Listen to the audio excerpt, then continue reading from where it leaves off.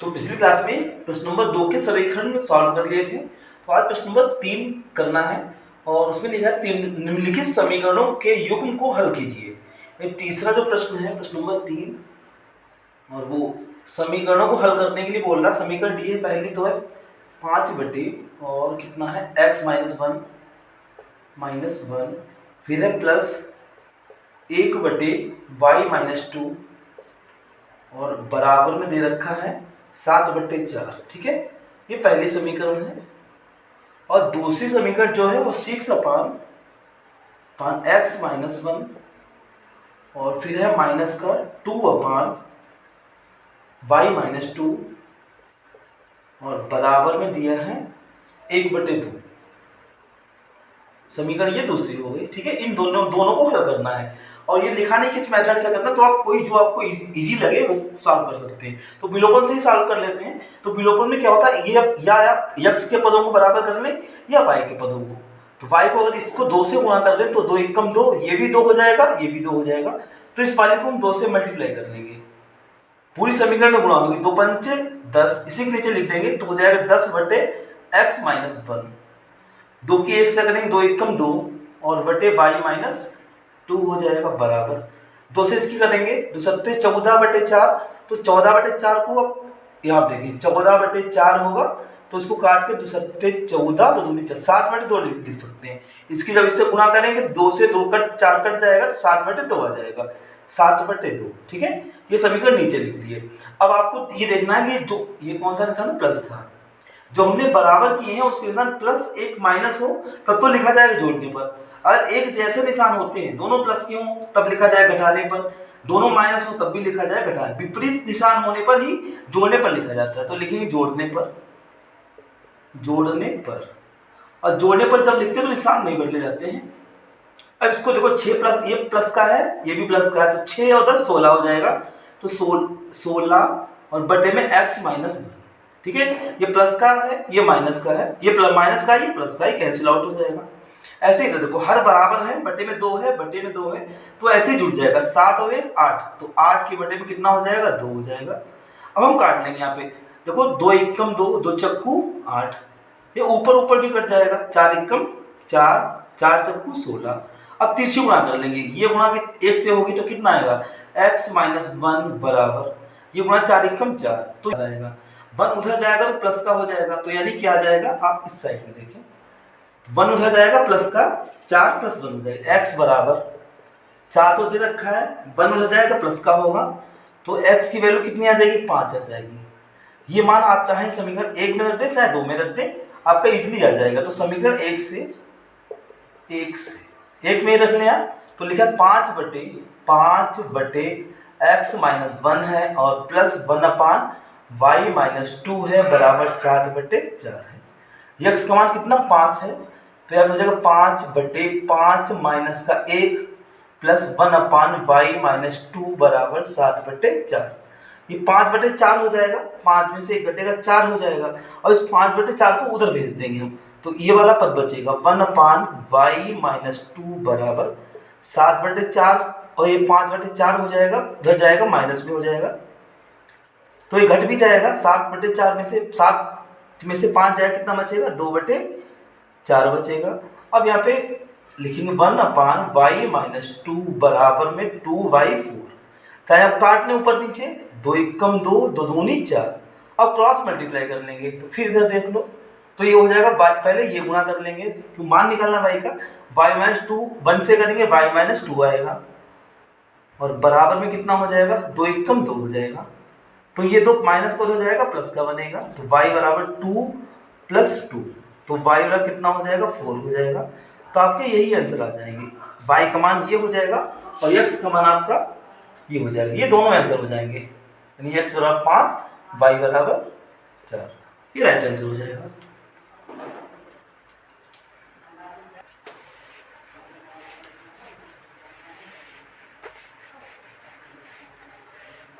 और अगला दिया है इसी का अथवा में दिया है 300 किमी दूरी की यात्रा करने में, यानी कुल दूरी 300 किमी है। यदि एक व्यक्ति को 60 किमी रेलगाड़ी द्वारा शेष दूरी बस द्वारा तय करता है तो 4 घंटे कुल 4 घंटे लगते हैं। यदि वह 100 किमी रेलगाड़ी से और शेष दूरी बस से तय करता है तो 10 मिनट अधिक लगते हैं। रेलगाड़ी और बस की क्रमशः चाल ज्ञात कीजिए। तो पहले मान लेंगे हम, माना रेलगाड़ी की चाल, माना रेलगाड़ी की चाल बराबर x मान लेंगे, x किमी प्रति घंटा, और दूसरी बस है तो बस की चाल मान लेंगे, बस की चाल मान लेंगे y किमी प्रति घंटा, y किमी प्रति घंटा, ये मान लेंगे, ठीक है। और कुल दूरी कितनी है, जो दूरी कवर की चली है वो कितनी है, कुल दूरी है 300 किमी है, टोटल 300 किलोमीटर दूरी है। तो पहले वो 100 किमी के कहाँ गया, व्यक्ति को 60 किमी रेलगाड़ी से, 60 किमी पहले वो, तो लिखेंगे 60 किमी, 60 किमी वो रेलगाड़ी से गया है, रेलगाड़ी से लगा समय प्लस 300 दूरी है, 300 में 60 तो वो चल चुका है रेलगाड़ी से, 300 में 60 घटा देंगे, शेष 240 बचेगा, जो शेष है वो बस से जाता है, यही लिखा है, तो शेष कितना 240 हो जाएगा। 300 में 60 तो रेलगाड़ी से चला गया, तो कितना बचा 240, 240 किमी बस से जाने में लगा समय बराबर, और दोनों में कितना समय लगता है, ये दिया 4 घंटे लगते हैं, टोटल 4 घंटे लगते हैं। अब आपने फार्मूला पढ़ा समय बराबर, यानी समय ही तो निकालना है, यहाँ पे समय बराबर होता है दूरी बटे चाल, समय बराबर होता है दूरी और बटे में चाल, ये फार्मूला यहाँ पे अप्लाई करेंगे। तो पहले समय दूरी कितनी चला 60 किमी, और चाल रेलगाड़ी से चल गया, रेलगाड़ी चाल कितनी है x है, तो ये हो गया, प्लस फिर दूरी कितनी है 240 है, और दूरी बटे चाल होता है, चाल बस की कितनी है, बस से गया है y है, तो ये समीकरण बराबर कितना 4, ये समीकरण पहली बन जाएगी, ठीक है। ऐसे अगला है, और आगे बोला है 100 किमी रेलगाड़ी से, फिर वो 100 किमी रेलगाड़ी से, तो डायरेक्ट बना लेंगे तो आप समझ में आपको आ गया होगा। 60 किमी पहले रेलगाड़ी से चला तो 60 बटे x हो गया, अब 100 किमी रेलगाड़ी से चलता है तो कितना हो जाएगा 100, दूरी 100 हो जाएगी, दूरी बटे चाल, ठीक है, प्लस 300 में से 200 तो वो रेलगाड़ी से चला, कितना बचा 200 बचा, 200 वो किससे चला होगा, बस से चला, और बराबर बोला 10 मिनट ज़्यादा लगते हैं, ठीक है। ये 4 घंटे हैं, और 4 घंटे में 10 मिनट को हमें जोड़ना है, लेकिन 10 मिनट को घंटे बना के जोड़ेंगे, तो यहाँ पे देख लें आप 4 घंटे तो ये है ही है, 4 घंटे प्लस 10 मिनट है, तो मिनट के हम क्या करेंगे, घंटे बनाएंगे बटे में 60 करके, ठीक है, 0 से 0 कट जाएगा। अब तिरछे गुणा करने हैं, 6 चौक 24 से 25 बटे 6, यानी टोटल 4 घंटे में जब 10 मिनट जोड़ेंगे टोटल घंटे कितने हो जाएंगे, 6 चौक 24 से 25 बटे 6, 25 बटे 6 घंटे, ये समीकरण आपकी दूसरी हो जाएगी। अब इसको सॉल्व कर लेंगे, एक तरीका या तो पहले इसको बराबर कर लें, ठीक है, या तो आप इसको बराबर कर लें, वो आपकी मर्जी जिसको चाहे बराबर कर लें। अगर आप इसको गुणा कर लेते हैं 3 से, अगर इसको गुणा कर लें हम 3 से, और इस वाले को कर लें 5 से कर लें, तो 5 छक्का 30, 300 बन जाएगा, ये भी हमारा 300 आ जाएगा, ठीक है। तो गुणा कर लेंगे 5 छक्का 30, तो 300 बटे, लाइन खींच दें यहाँ पे, समझ में आपको आएगा, 5 छक्का 30, 300 बटे x, प्लस 5 से इसकी गुणा करेंगे, 5 0 की 0, 5 चक्कू 20, 5 2 10 और 2 12, 1200 बटे भाई बराबर 5 चक्कू 20।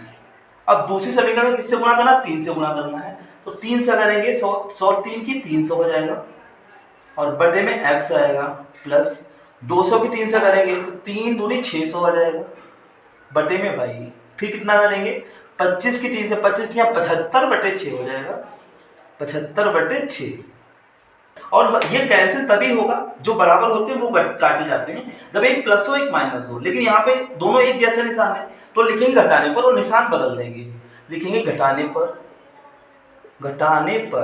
तो घटाने पर लिखने में निशान बदल जाते हैं, 75 बटे 6 प्लस का है तो हम माइनस का मानेंगे, और 600 बटे वाई प्लस का है अब माइनस का मानेंगे, 300 बटे प्लस का है लेकिन हम माइनस का मानेंगे इसको, ठीक है। अब जो कटेगा उसको काट लेंगे, ये प्लस का माइनस का कैंसिल हो गया, यहाँ पे 1200 बटे वाई प्लस का है, 600 बटे वाई माइनस का है, तो 1200 में 600 माइनस हो जाएगा क्योंकि माइनस हो गया, तो 600 बटे वाई बचेगा, तो इस साइड में देख लो आप कितना बचेगा 600 और बटे में y, ठीक है, ये हो गया। अब यहाँ पे क्या करना, 20 में से 75 माइनस से इतना घटाना है, तो उसको अलग साइड में घटा लेंगे। आप यहाँ पे देख लो, 20 में से हमें घटाना है कितना, 75 बटे 6, 75 बटे 6, ठीक है। तिरछी गुणा करके भी घटा सकते हैं, 6 दूनी 12, 120 हो गया, या आप ऐसे देखें, तिरछी 6 दूनी 12, 120 बन गया, माइनस 75 एकम 75 और 6 एकम 6, इस तरह घटाएंगे। अब घटा लो, 10 में से याद आएगी, 10 में से 5 गया 5, यहाँ रह गया 11, 11 में 7 गया 4, तो 45 बटे 6, ये आपका इससे 3 से कट जाएगा, 3 से काटेंगे 15, 3 से काटेंगे 2, तो इस साइड में जो आपका ये 20 में से ये मान घट के आएगा कितना, 15 बटे 2 आएगा, कितना हो जाएगा, बराबर 15 और बटे में 2, तो ऊपर ऊपर काट सकते हैं, ठीक है। 15 एकम 15 चक्कू 60 जीरो।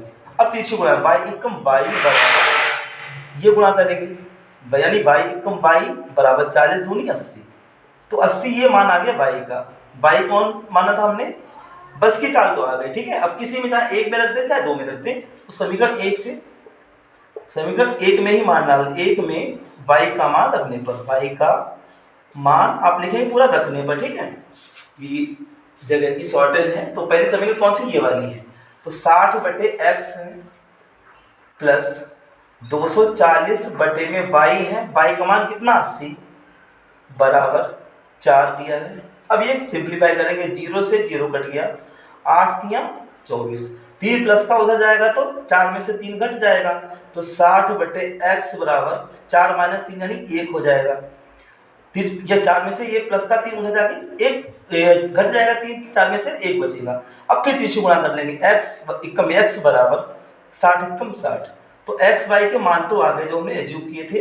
अब लिख लेंगे, x ने किसको माना था, रेलगाड़ी की चाल, तो रेलगाड़ी की चाल कितनी 60 की हो जाएगी, यानी हो जाएगी रेलगाड़ी की, साइड में आप देख लें, रेलगाड़ी की चाल ये हो जाएगी बराबर, x एज्यूम किया था हमने तो x का मान 60 आया है, तो 60 किमी प्रति घंटा, ये तो रेलगाड़ी की हो गई। और बस की चाल मानी थी, तो बस की चाल ये हो जाएगी, बस की चाल को हमने क्या माना था, बस के y माना था, तो y की वैल्यू कितनी है, y की वैल्यू ये 80 आई, तो ये हो जाएगा 80 किमी प्रति घंटा, ये आंसर हो जाएंगे। यानी रेलगाड़ी की चाल ये हो जाएगी 60 किमी प्रति घंटा और बस की चाल हो जाएगी 80 किमी प्रति घंटा। तो इस तरह आपको सॉल्व करना है।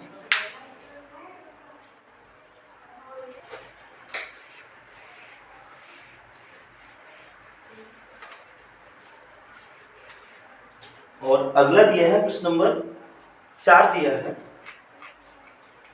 यानी प्रश्न नंबर 4 है, और वो इस तरह दिया है, जब सूर्य का उन्नयन कोण फाई से थीटा हो जाता है, यानी फाई से थीटा हो जाता है, तो क्षैतिज तल में खड़े स्तंभ की छाया a मीटर अधिक हो जाती है। स्तंभ की लंबाई ज्ञात कीजिए, यानी एक स्तंभ है, यहाँ पे आप देख लें डायग्राम, ये मान लो स्तंभ है, ठीक है, तो इसकी ये छाया मान लो हमने, ये छाया है, स्तंभ ए भी मान लेंगे, ए भी स्तंभ है, और ए सी ये क्या है, छाया है यहाँ तक, ठीक है। फिर बोला है जो कोण है वो थीटा से, फाई से थीटा हो जाता है, पहले यहाँ पे मान लो फाई था, ये फाई था, ठीक है, लेकिन वो थीटा हो जाता है अगर छाया उसकी बढ़ जाती है, कितनी बढ़ जाती है, a मीटर बढ़ जाती है, तो मान लो यहाँ से यहाँ तक वो आने में a मीटर बढ़ गई, यानी ये दूरी कितनी है, यहाँ से यहाँ तक a मीटर है, ठीक है, ये बिंदु डी ले लेंगे। अब यहाँ से फाई से एंगल कितना हो जाता है, थीटा हो जाता है, ये ऐसे जोड़ देंगे, ये एंगल आपका थीटा हो जाता है, ये थीटा है, ये फाई है, ठीक है, ये बोला है। और बोला है पॉइंट्स डाल दिए सभी, तो स्तंभ की लंबाई ज्ञात कीजिए, यानी ए बी का मान हमें निकालना है, चाहे आप एज्यूम कर ले कुछ h मान लें लंबाई को, चाहे ए बी रहने दे, तो चलो h मान लें, ठीक है, इसको मान लिया h मीटर, तो यही लिख देंगे सबसे पहले, माना ये क्या है, स्तंभ है, तो स्तंभ की लंबाई मान ली, माना स्तंभ की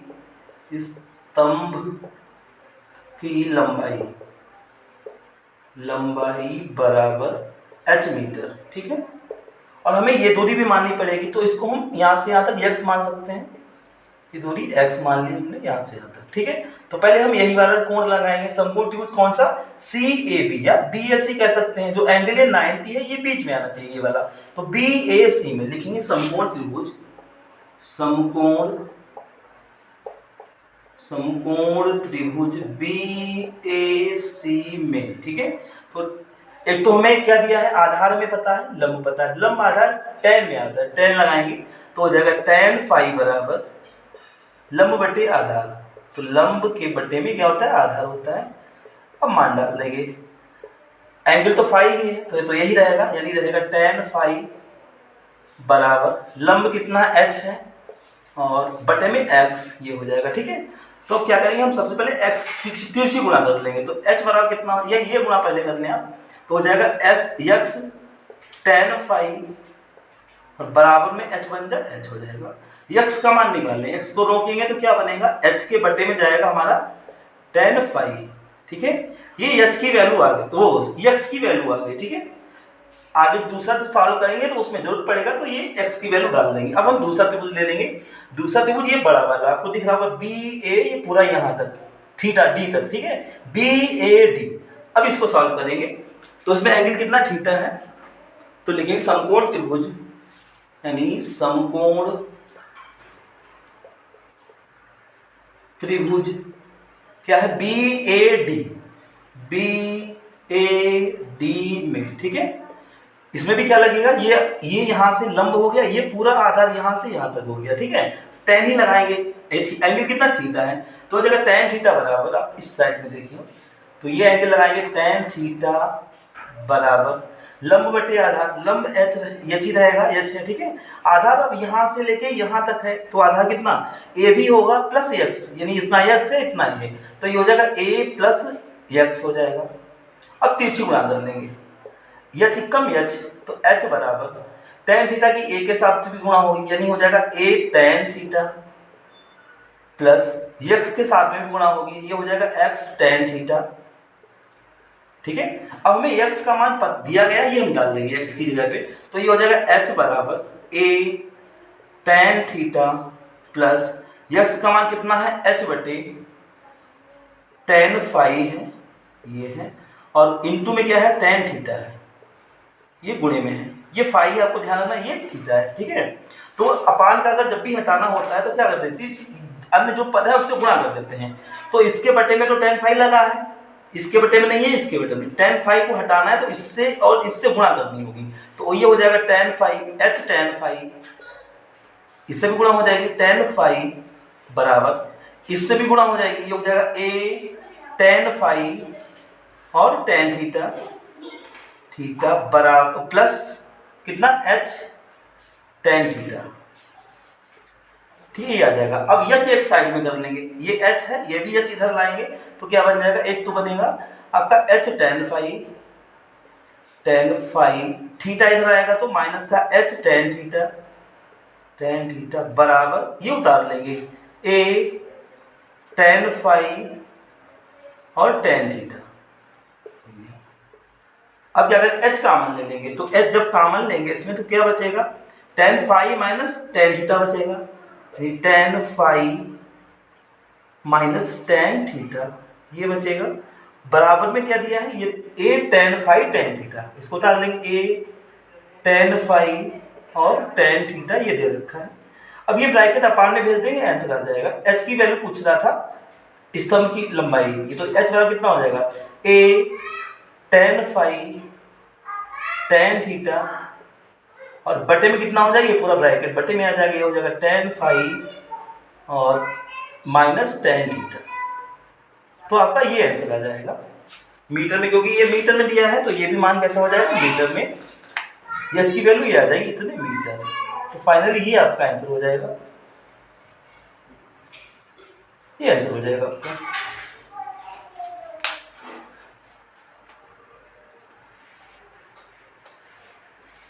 और इसके बाद में 4 का अथवा दिया है, और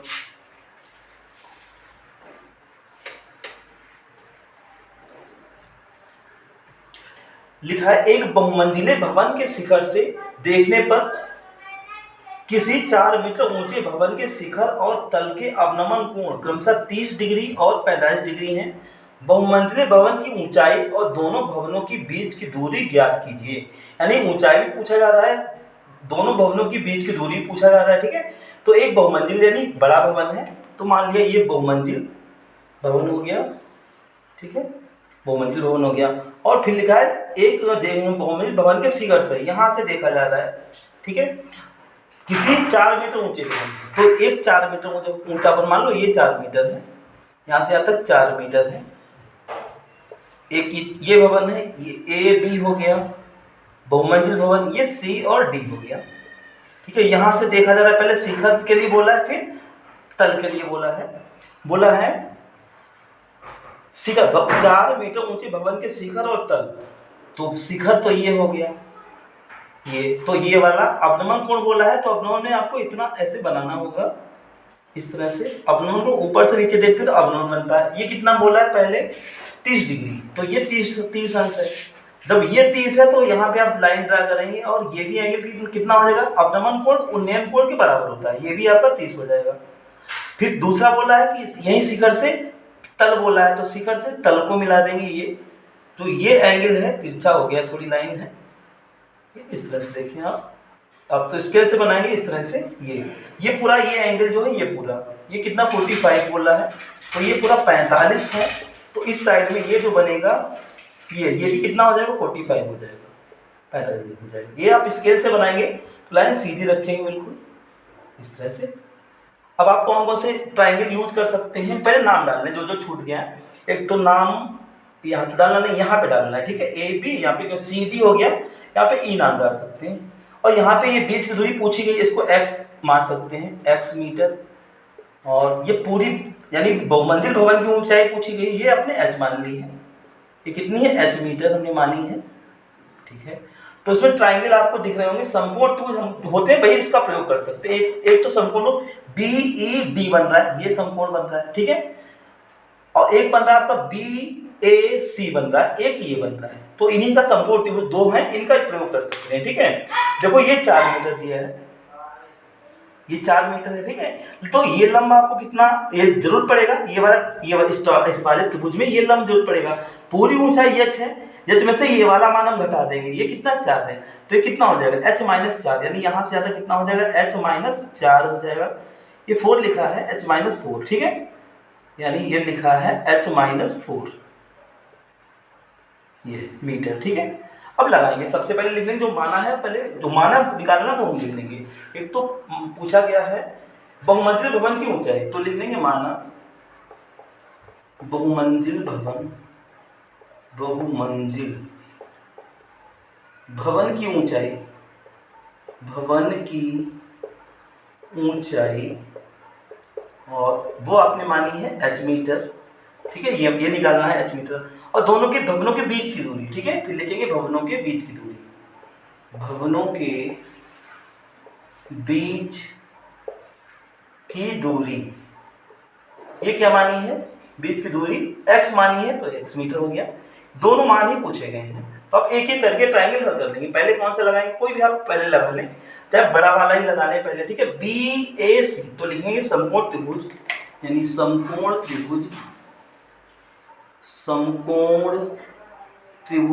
BAC में, ठीक है, ये वाला बड़ा BAC, इसमें भी tan लगाएंगे क्योंकि ये हमें लंब पता है और हमें आधार माना हुआ पता है, इसी का प्रयोग करना है, tan, और यहाँ पे एंगल कितना 45, tan थीटा ही tan 45 बराबर लंब बटे आधार होता है, लंब कितना पूरा h है, और आधार कितना यहाँ पे x है, tan 45 की वैल्यू डाल देंगे, tan 45 का मान होता है 1 होता है 1, तो बराबर h/x हो जाएगा, तिरछे गुणा कर लेंगे, ठीक है, चाहे x का पहले कर ले चाहे h पहले कर ले, कोई पहले कर सकते हैं, तो h बराबर कितना हो जाएगा, h बराबर x एकम x, यानी h का मान जो होगा वो x के बराबर होगा, दोनों के मान बराबर होंगे, ये समीकरण मान लो एक आ गई है। अब इसे दूसरे त्रिभुज को हल करेंगे, दूसरा त्रिभुज क्या है, दूसरा त्रिभुज आपका ये समकोण है BED, फिर लिखेंगे समकोण त्रिभुज BED, समकोण त्रिभुज BED में, ठीक है, इसमें भी क्या लगाना होगा, tan लगाना होगा, tan एंगल कितना 30 है, ये पूरा ये लंब हो जाएगा, ये आधार हो जाएगा, तो ये हो जाएगा tan 30 बराबर लंब बटे आधार, लंब कितना है इसमें इतना ही हो जरूरत है क्योंकि लंब यही है, h-4 बटे आधार, आधार ये इसी के बराबर है ना, x के बराबर है, ये हो गया। अब tan 30 की वैल्यू डाल देंगे। tan 30 का मान होता है 1/√3 बराबर h माइनस 4/x, इतना हो गया। अब यहाँ पे तिरछी गुणा कर लेंगे, तो ये करेंगे दोनों से होगी √3h माइनस 4√3 हो जाएगा बराबर x एकदम x हो जाएगा। ठीक है, अब आप यहाँ पे देख लें तो ये आया है आपका √3h माइनस 4√3 बराबर x लिखा है, इसका मान डाल देंगे। x किसके बराबर है, x h के बराबर है, तो h लिख देंगे। h एक साइड में कर लेंगे, इसको उधर ले जाएंगे, तो बनेगा √3h माइनस h बराबर 4√3। ठीक है, अब इधर h कॉमन ले लेंगे। अगर इधर h कॉमन ले लें, ये h कॉमन मिल जाएगा, तो क्या बचेगा, √3 बचेगा और माइनस का 1 बचेगा बराबर 4√3। तो h की वैल्यू कितनी आ जाएगी, यहाँ पर जगह नहीं है, आप यहाँ पे देखिए h की वैल्यू क्या हो जाएगी, ब्रैकेट बटे में चला जाएगा 4√3 और बटे में हो जाएगा √3 माइनस 1। तो आता है इतने रखें, चाहे परिमेयकरण करें। परिमेयकरण में क्या होता है, बटे में जो है उससे गुणा होता है, बस निशान बदल दिया जाता है। √3 माइनस 1 है तो √3 प्लस 1 से गुणा करेंगे, यानी √3 प्लस 1 से ऊपर भी गुणा कर देंगे और √3 प्लस 1 से आप नीचे भी गुणा कर देंगे। तो ये क्या हो जाएगा आपको, ये 4 हो जाएगा। √3 को हम चलो ऐसे रखो 4√3 और ब्रैकेट में √3 प्लस 1 रखें आप, और बटे में कितना हो जाएगा, √3 गुणा 3 होती है। ठीक है, रूट हट जाता है, 1 गुणा 1 होती है, 3 में से 1 जाएगा, 2 बचेगा, 2 से इसको सिंपली काटेंगे तो कितना आ जाएगा, 2√3, यानी ये हो जाएगा 2√3 और ब्रैकेट में √3 प्लस 1 मीटर, ये आपका हो जाएगा। तो ये तो h का मान हो गया, ये h का मान हो जाएगा, क्योंकि h और x बराबर है। ठीक है, तो x का मान भी यही हो जाएगा, यानी तो x बराबर कितना हो जाएगा, 2√3 और ब्रैकेट में √3 प्लस 1। तो दोनों के बीच की दूरी भी कितनी आ जाएगी, 2√3 ब्रैकेट में √3 प्लस 1 मीटर में ये भी होगा, और ये भी ऊंचाई भी कितनी हो जाएगी, 2√3 ब्रैकेट में √3 प्लस 1 मीटर। ये आंसर आपका हो जाएगा।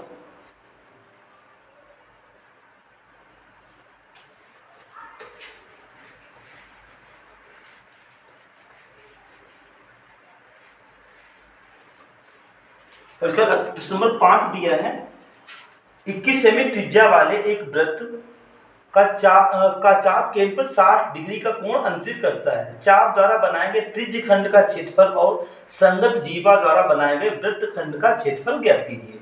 यानी त्रिज्य खंड का भी क्षेत्रफल निकालना है और संगत वृत्त खंड का भी क्षेत्रफल निकालना है। तो आप रेडियस लिख लेंगे, त्रिज्या कितनी है, 5वां क्वेश्चन नंबर है ये। त्रिज्या दे रखी है 21 सेमी, 21 सेमी, और जो एंगल है वो दिया है 60 डिग्री, थीटा दिया है 60 अंश। ठीक है, तो पहले त्रिज्यखंड का क्षेत्रफल निकाल लेंगे। तो त्रिज्यखंड का क्षेत्रफल, त्रिज्यखंड का क्षेत्रफल, तो ये होता है थीटा अपान 360 और इंटू में पाई r स्क्वायर। तो ये फार्मूला त्रिज्यखंड का होता है। थीटा कितना 60 है, तो 60 के बटे में 360 आएगा, और पाई की वैल्यू इसमें दी होगी प्रश्न में, अगर नहीं दिया तो 22/7 ही डालना है, दिया हो रहा तो हम दोबारा मान डालते हैं। पाई की वैल्यू 22/7 इंटू रेडियस कितना है 21 है, 21 को 2 बार लिखेंगे। अब सिंप्लीफाई कर लेंगे, देखो 0 से 0 कट गया, 6 एकम 6 संग 36। ठीक है, 7 से 21 कट जाएगा, 7 तियां 21, 3 से 3 दूनी 6 और 2 से ये कट जाएगा 22, 2 एकम 2 एकम, क्या बचा, एक तो 11 बचा, एक 21 बचा, तो इसकी गुणा कर लेंगे, 11 एकम 11 का 1 हो जाएगा, 11 दूनी 22 से 23, तो 223। ये मान सेमी में था तो क्षेत्रफल हमेशा वर्ग सेमी वर्ग में आता है, तो वर्ग सेमी, तो त्रिज्यखंड का तो क्षेत्रफल आ गया। ठीक है, इसके बाद वृत्तखंड का आपको निकालना है, तो ये त्रिज्यखंड का क्षेत्रफल आपका 231 वर्ग सेमी हो जाएगा। अब आपको वृत्तखंड का निकालना है, तो वृत्तखंड का भी निकाल लेंगे, तो लिखेंगे वृत्तखंड का क्षेत्रफल संगत वृत्तखंड का क्षेत्रफल बराबर, ये होता है theta upon 360 into pi r square minus half r square sine theta, ये होता है फार्मूला, आपको याद होना चाहिए। ये तो बहुत इंपॉर्टेंट प्रश्न है, त्रिज्यखंड और वृत्तखंड एक जरूर पूछा जाता है। बराबर मान डालेंगे, ठीक, इसका तो मान निकाल ही चुके हैं आप, कितना आता है 231, सीधे आप 231 लिख दें, माइनस इसको सॉल्व करना है 1/2, आर स्क्वायर कितना है, आर का मान 21 है, तो 21 गुणे 21 लिखेंगे, इंटू साइन थीटा, थीटा का मान 60 है, तो साइन 60 का मान डालेंगे √3 बाई साइन 60 का मान √3/2 होता है। या तो आप चाहे इतना रखो, रूट में रख सकते हैं, 21 गुणा करने, एक तो आपका आंसर ये आएगा 231 मान लो हो गया, माइनस 21 21 441, 441 √3/2 4। अगर इसे तो आप इतना ही रख सकते हैं, ये बोला तो है नहीं पॉइंट में करके दिखाओ, √3 की वैल्यू को दी जाती तो आप यहाँ पे मान डाल देते हैं, लेकिन √3 की वैल्यू नहीं दी है तो आप इतना ही सॉल्व कर सकते हैं। वैसे बुक में पॉइंट में दिया है, √3 का मान डाल के आप डिवाइडर से इतना कर दें, आप नंबर फुल मिलेंगे आपको, वर्ग सेमी, ये आपका हो जाएगा वृत्तखंड का क्षेत्रफल। और इसका अथवा दिया है, स्क्रीन पे आप तब तक ट्राई करें।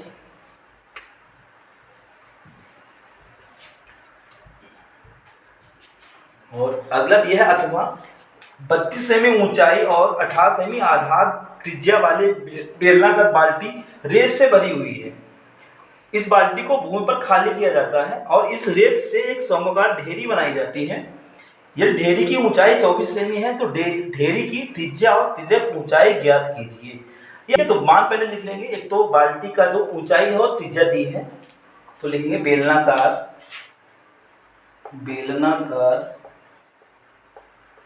बाल्टी की ऊंचाई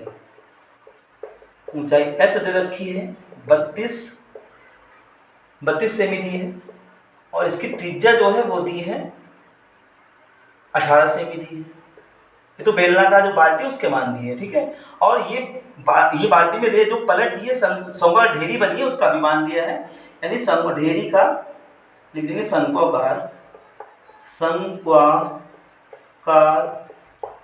ढेरी की ऊंचाई कैपिटल मान लें क्योंकि यहाँ पे स्मॉल माना है।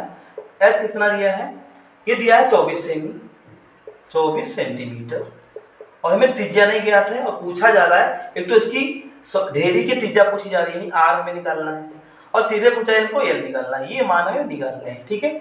जब कोई मान लो बेलनाकार जिससे है, ये बेलनाकार, ये बाल्टी है बेलनाकार, ठीक है, इसमें रेत भरी हुई है, ठीक है। अब रेत को अगर सम के आकार में हमने ऐसे पलट दिया तो उसे क्या क्या बराबर रहेगा, यानी आकृति में आकार तो बदल जाएगा, आकार बदल सकता है, ऊंचाई त्रिज्या बदल सकती है, ठीक है, लेकिन इसका वॉल्यूम जो होगा, जो रेत भरी है वॉल्यूम जो होगा ये वो बराबर होगा, तो वॉल्यूम दोनों के बराबर होंगे। ढेरी का वॉल्यूम वही, आयतन वही होगा जो समोकार यानी जो रेत का आयतन होगा, तो लिख देंगे ढेरी का आयतन बराबर ढेरी का आयतन बराबर, ये हो जाएगा बाल्टी में रेत का आयतन, बाल्टी में रेत का आयतन,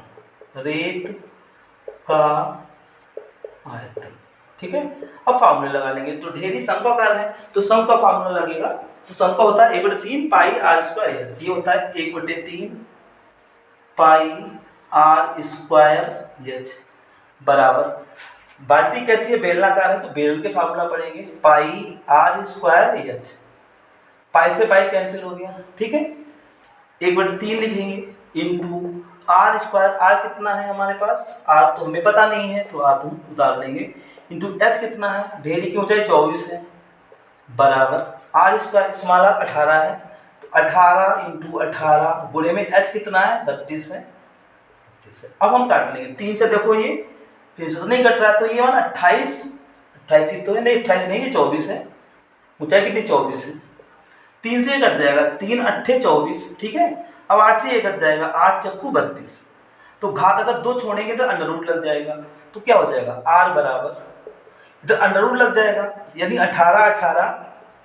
18 और 18 पे रूट लगेगा, 4 के टुकड़े कर लेंगे, ऐसे टुकड़े क्योंकि वर्गमूल निकालना है, पेयर बन जाए 2 गुणे 2, ये हो जाएगा, तो r बराबर, एक तो 18 का पेयर बन गया, अंडर रूट का मतलब वर्गमूल निकालने के लिए जोड़ा होना चाहिए, 18 आ गया, और एक 2 का जोड़ा बन गया 2 आ जाएगा, तो जो त्रिज्या हो जाएगी ढेरी की कितनी हो जाएगा, 18 दूनी 36, 36 सेंटीमीटर ढेरी की त्रिज्या आ जाएगी, ये हो जाएगी। लेकिन तिरक ऊंचाई ये वाली तिरछी ऊंचाई ये होती है, ये वाली ये पूछी गई है, तो ये निकाल लेंगे। इसके लिए फार्मूला होता है एल स्क्वायर बराबर, तो आप इस साइड में देख लें, थोड़ा साइड में जगह की प्रॉब्लम, चलो यहाँ पे देख लें। तो एल स्क्वायर बराबर होता है h square plus r square. अब वैल्यू डाल लेंगे, एल स्क्वायर बराबर एच कितना है, एच तो दिया है 24 दिया है, 24 का स्क्वायर प्लस आर कितना है, आर 36 आया, 36 का स्क्वायर। अब इनके वर्ग कर लेंगे, एल स्क्वायर 24 का स्क्वायर कितना होता है, 576 होता है, 576 प्लस 36 का स्क्वायर, ये आपको 36 का स्क्वायर होगा 1296, कितना होता है 1296। अब दोनों को जोड़ लेंगे, एल स्क्वायर बराबर जोड़ेंगे तो कितना बनेगा आपका, ये बनेगा 1872, 1872, ठीक है। तो इसको इरेज कर दें, फिर आपको समझाएं थोड़ा इसको।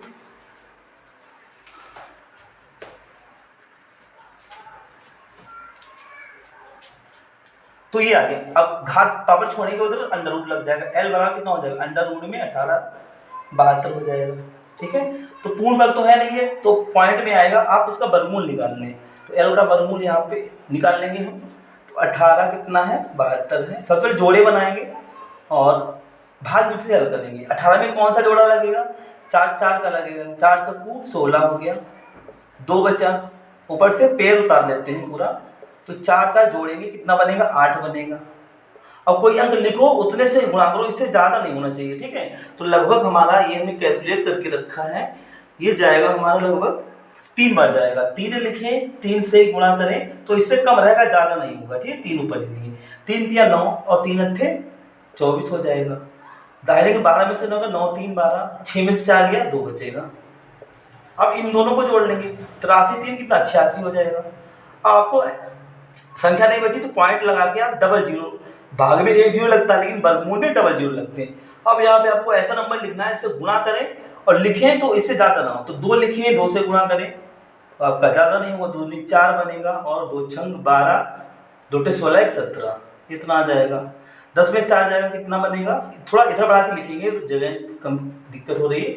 10 में 4 जाएगा कितना 6 बचेगा, इधर हो जाएगा।